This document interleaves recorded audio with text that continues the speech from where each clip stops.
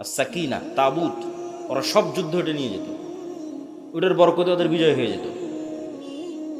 ওইটা ওরা হারিয়ে ফেলেছে। ওরা মনে করছে এই তাবুত জেরুজালেমের মসজিদে আকসার মাটির নিচে আছে। তো ওদের ওই তাবুতের চেয়েও, মুসা আলাইহিস সালামের লাঠির চেয়েও, মুসা আলাইহিস সালামের হাতের মুজিজার চেয়েও, ঈসা আলাইহিস সালামের মৃত্যুকে জীবিত করার চেয়েও পাওয়ারফুল জিনিস মুসলমানদের কাছে আছে। সেটা হচ্ছে সরাসরি আল্লাহর আওয়াজ, কোরআন। বলেন আল্লাহু আকবার।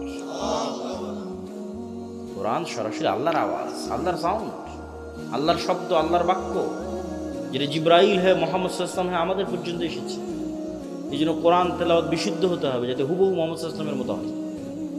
ফরম্যাট মিলবে, তখন বেশি কাজ করবে, এবং ওইভাবে ওই লেভেলের আরবি বুঝতে হবে।